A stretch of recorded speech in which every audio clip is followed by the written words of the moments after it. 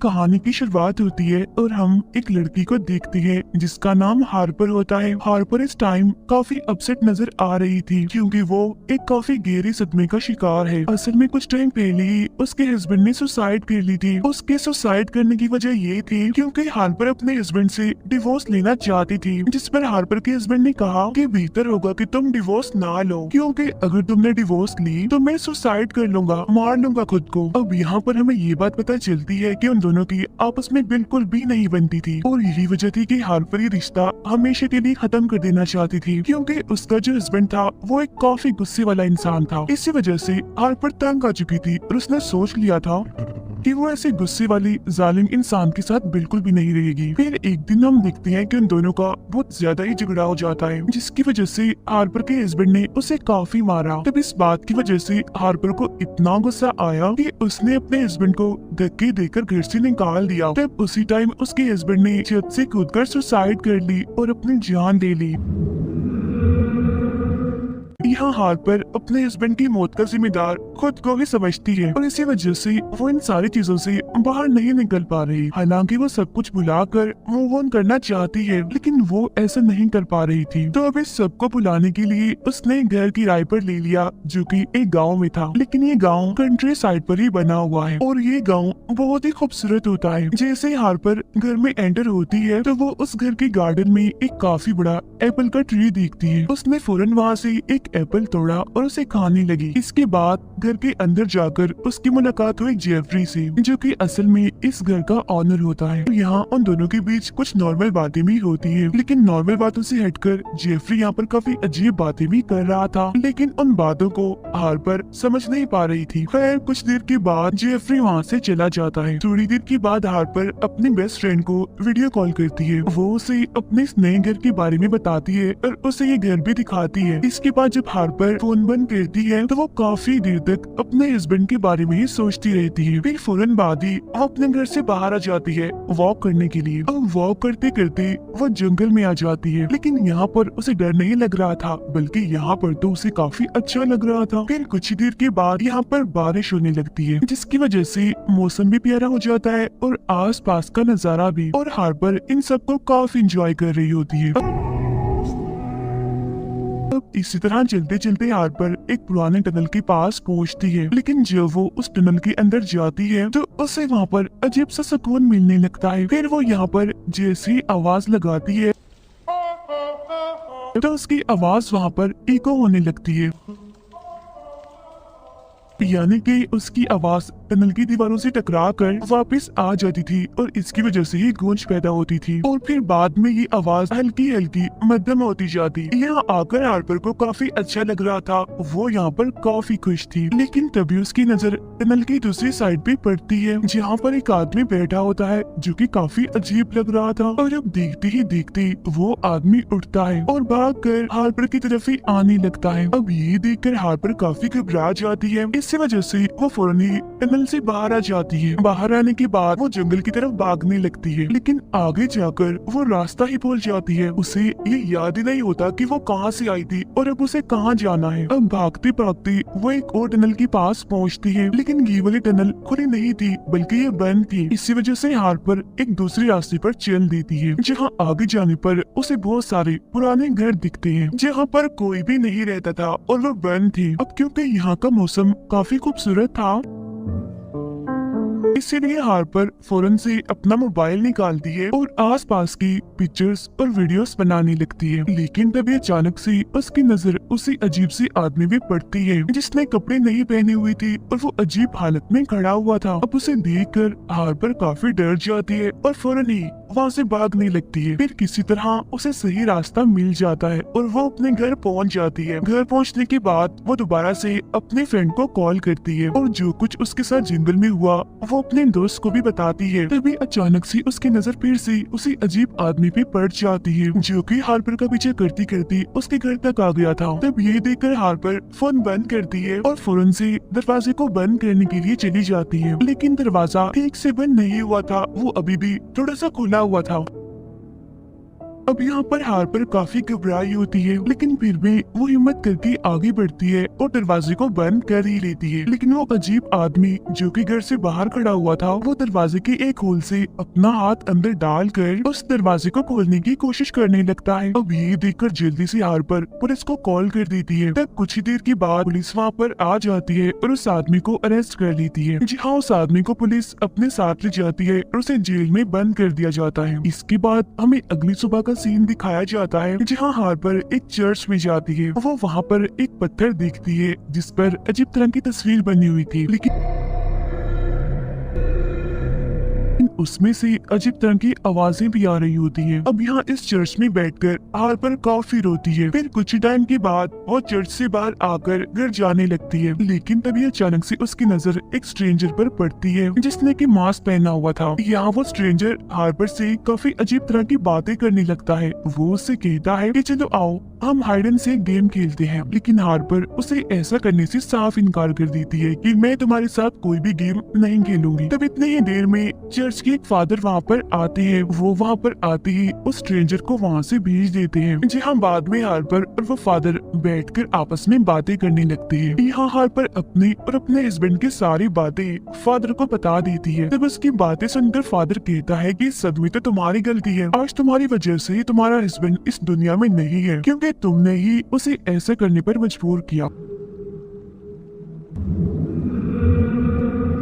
अब ये सुनकर हार्पर काफी हैरान तो होती है, साथ ही साथ उसे फादर पर काफी गुस्सा आने लगता है। इसी वजह से वो वहाँ से चली जाती है। रात को हार्पर एक बार में जाती है ड्रिंक करने के लिए, जहाँ उसकी मुलाकात दोबारा से होती है जेफरी से, यानी कि घर के ऑनर से। तब यहाँ पर वो दोनों बातें करने लगती है, लेकिन तभी यहाँ पर वो पुलिस ऑफिसर आ जाता है जिसने उस दिन हार्पर के घर से उस अजीब सी आदमी को अरेस्ट किया था। यहाँ वो पुलिस ऑफिसर हार्पर को बताता है कि हमने उस आदमी को छोड़ दिया है, यानी कि जेल से आजाद कर दिया है, क्योंकि उसके खिलाफ कोई केस ही नहीं बना, हमारे पास कोई सबूत ही नहीं था। अब ये सुनकर हार्पर को इतना गुस्सा आता है कि वो उस पुलिस ऑफिसर पे भी काफी गुस्सा करते हुए वहाँ से बाहर आ जाती है। लेकिन जब वो रास्ते से जा रही होती है तो उसे ऐसा फील होता है कि जैसे कोई उसका पीछा कर रहा है, और ये बात सच भी थी, क्योंकि उसका पीछा वही अजीब तरह का आदमी कर रहा था। अब इस वजह से हार्पर इतना घबरा जाती है कि जल्दी से घर पहुँचने के लिए वो वहाँ से भागने लगती है। अब घर पहुंचते ही वो दोबारा से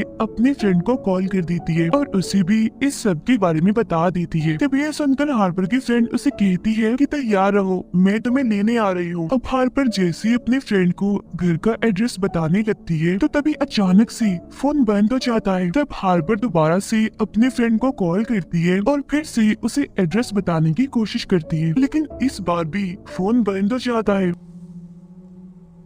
इसके बाद हार्पर ने टेक्स्ट मैसेज के जरिए अपने फ्रेंड को घर का एड्रेस भेज दिया, जहाँ इस मैसेज का रिप्लाई बड़ा ही अजीब आया। रिप्लाई ये था कि I already know where you are, यानी कि मैं पहले से ही जानता हूँ कि आप कहाँ हैं। लेकिन अब इससे पहले कि हार्पर कुछ समझ पाती तभी विंडो से उसकी नजर बाहर खड़ी हुई पुलिस ऑफिसर पे पड़ती है। तब फौरन हार्पर घर से बाहर पुलिस ऑफिसर के पास आती है और उसे पूछती है कि आखिर तुम यहाँ पर क्या कर रहे हो। लेकिन तभी अचानक से लाइट्स फ्लिकर करने लगती है और देखते ही देखते पुलिस ऑफिसर वहाँ से गायब हो जाता है, और तभी एप्पल की ट्री से बहुत सारे एप्पल्स नीचे गिरने लगते हैं। अब इस सारी सिचुएशन की वजह से हार्पर काफी डरी, काफी घबराई होती है। लेकिन तभी अचानक से एक आदमी भागकर उसे की तरफ आने लगता है तो दरवाजे को बंद कर लेती है। लेकिन कुछ ही टाइम के बाद हम देखते हैं कि किसी ने घर की विंडो को तोड़ दिया और वही आदमी घर की दूसरी साइड से तोड़ फोड़ करने लगा।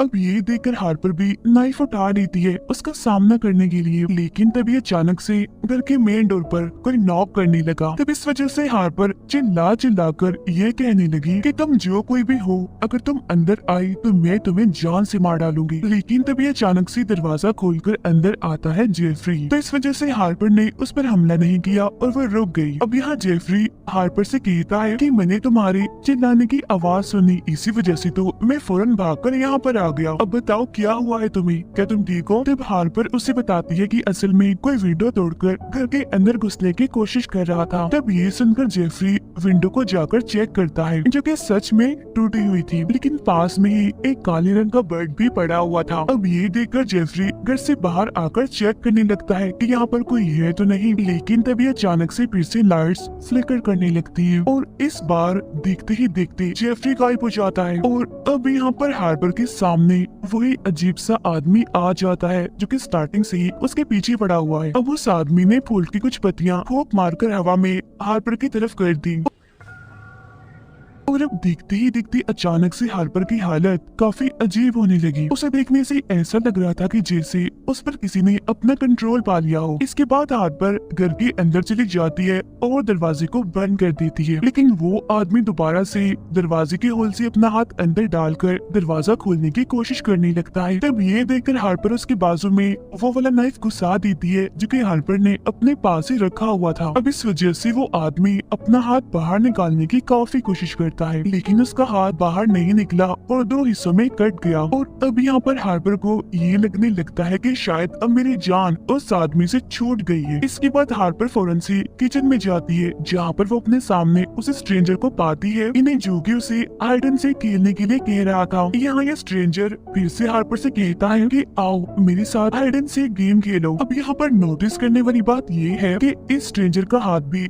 बिल्कुल वैसे कटा हुआ था जैसे उस अजीब आदमी का कटा था दरवाजे में आकर। यहाँ पर हार्पर उस स्ट्रेंजर से कहती है कि तुम्हारे लिए बेहतर होगा कि तुम यहाँ से चले जाओ, वरना मैं तुम्हें जान से मार डालूंगी। तब इस पर वो स्ट्रेंजर कहता है कि नहीं हार्पर, तुम ऐसा नहीं कर सकती। ये कहकर वो हार्पर के पास आ गया, लेकिन अब क्योंकि यहाँ पर हार्पर के पास और कोई ऑप्शन तो नहीं होता, तो इसी वजह से वो स्ट्रेंजर के साथ हाइड एंड सीक गेम खेलने के लिए तैयार हो जाती है। हार्पर दरवाजे को बंद कर लेती है और 10 तक काउंटिंग करने लगती है। वो जैसे 10 बोलकर पलटती है तो तभी यहाँ पर उसके सामने आ जाता है चर्च का वही फादर जिसे हार्पर पहले भी मिल चुकी है, और अब फादर हार्पर की तरफ बढ़ने लगता है। अब इस वजह से हार्पर काफी डर जाती है और दूसरे रूम में चली जाती है। अब फादर का हाथ भी बिल्कुल वैसे ही कटा हुआ था जैसे उस अजीब आदमी और स्ट्रेंजर का कटा हुआ था। यहाँ फादर हार्पर के साथ मिसबिहेव करने लगता है, लेकिन हार्पर ने नाइफ से उसके सीने पर मारकर उसे नीचे गिरा दिया। फिर हार्पर बाहर आकर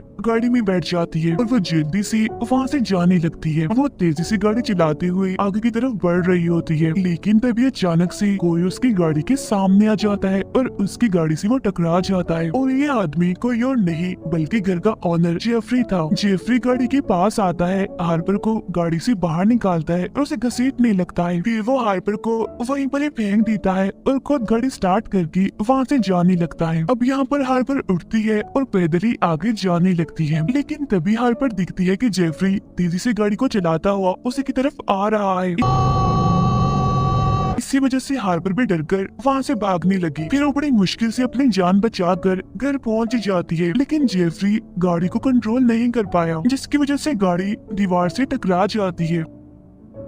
हम हार्पर को देखते हैं जो कि जख्मी हालत में गार्डन में पड़ी होती है, लेकिन तभी उसके सामने वही अजीब सा आदमी आ जाता है। और यहाँ पर शॉकिंग बात ये होती है कि उसका बेबी होने वाला था और इस बार उसके फेस पर अजीब तरह के पौधे भी उगे हुए थे, यानी जैसे कोई फंगस हो। लेकिन तभी यहाँ पर देखते ही देखते उस आदमी के पेट से निकल कर आता है वो स्ट्रेंजर। अब क्योंकि ये चीज काफी अजीब थी तो ये देखकर तो हार्पर के होश उड़ जाते हैं। और इससे भी ज्यादा हैरान करने वाली बात तो ये होती है कि स्ट्रेंजर का भी बेबी होने वाला था। तो अब यहाँ पर इस स्ट्रेंजर के पेट से निकल कर आता है चर्च का वही फादर। ये देखकर हार्पर काफी घबरा जाती है और फौरन से ही घर के अंदर आ जाती है, लेकिन अब फादर भी हार्पर की तरफ बढ़ने लगता है। अब यहाँ पर फादर का भी बच्चा होने वाला था और फादर के पेट से निकल कर आता है जेफरी। अब यहाँ पर हार्पर कुछ भी समझ नहीं पा रही थी कि आखिर ये क्या हो रहा है यहाँ पर। हाँ तो बस हैरान थी, उसकी होश उड़ चुकी थी। अब यहाँ पर जेफरी ने भी बच्चा पैदा करना था और उसके पेट से बाहर आता है हार्पर का हस्बैंड। और अब ये बात तो होश उड़ाने वाली थी, काफी हैरान करने वाली थी। हार्पर का हस्बैंड उसके पास आता है और उसके साथ आके बैठ जाता है। यहाँ पर हार्पर उससे पूछती है कि आखिर तुम मुझसे क्या चाहते हो, जिस पर उसका हस्बैंड कहता है कि तुम्हें और बस तुम्हारा प्यार चाहता हूँ मैं। अब ये सीन तो यहाँ पर कट हो जाता है और अगले सीन में हम हार्पर को एक जगह पर बैठा हुआ देखते हैं, जहाँ अचानक से उसके सामने उसकी फ्रेंड आ जाती है, ये दिन जिससे वो अक्सर बातें किया करती थी, और सरप्राइजिंगली उसका भी बेबी होने वाला था। अब यहाँ तक आप सब कंफ्यूज होंगे कि आखिर अभी तक मूवी में चल क्या रहा था। तो अब हमें यहाँ पर इस मूवी का प्लॉट बताया जाता है। असल में इस मूवी में हम एक डार्क रियलिटी को समझाने की कोशिश की गई है, और वो ये कि सारे मेल्स यानी कि सारे आदमी एक जैसे ही होते हैं। बेशक हालात बदलते हैं, टाइम बदलता है, लेकिन सारे आदमी एक जैसे ही रहते हैं, यानी कि गुस्से वाले, चिल्लाने वाले और औरतों को टॉर्चर करने वाले। और मूवी में बच्चों के बार बार पैदा होने का मतलब ये था कि अगर आदमी बच्चों को पैदा करते तो बच्चे भी एक जैसे ही होते, और जैसा कि मूवी में जो आदमी पैदा हुए थे वो सारे भी गुस्से वाले और जालिम थे। कोई हार्पर को डरा रहा था तो कोई इसके साथ मिसबिहेव कर रहा था, यानी कि इस तरह से हार्पर ने इन सभी का डर फील किया था। और फिर जब जेफरी ने हार्पर के हस्बैंड को पैदा किया और जब हार्पर ने उसे पूछा कि तुम क्या चाहते हो, तो उसके हस्बैंड के जवाब से ही हमें सारी बात समझ आ गई, क्योंकि हार्पर के हस्बैंड भी काफी गुस्से वाला एक जालिम इंसान था। वो हार्पर को अपनी प्रॉपर्टी ही समझता था कि मैं इसके साथ जो मर्जी करूं। इसी वजह से तो उसने हार्पर को ये कहा था कि मुझे सिर्फ तुम चाहिए और तुम्हारा प्यार। और अब यहाँ पर हैरान कर देने वाली बात तो ये होती है, मूवी के सारे मेल कैरेक्टर्स एक ही आदमी ने प्ले किए हैं, और वो होता है हार्पर का हस्बैंड, यानी कि जेफरी, फादर, वो अजीब आदमी और वो स्ट्रेंजर सब एक ही थे। बस हार्पर के हस्बैंड ने अलग अलग रूपों में हार्पर को डराने की कोशिश की, और ये सभी अलग अलग आदमी हार्पर को इसीलिए नजर आ रहे थे क्योंकि उसे उसके हस्बैंड ने पोजेस भी कर लिया था, और बाद में जो हार्पर का डर था वही उसके सामने लाया गया। और हार्पर पोजेस तब हुई जब उसने एप्पल खाया था, और उसकी पोजेस होते ही उसे अपना डर अपने सामने नजर आने लगा। अब इसे थ्रिलिंग सस्पेंस के साथ ही ये मूवी यहीं पर एंड हो जाती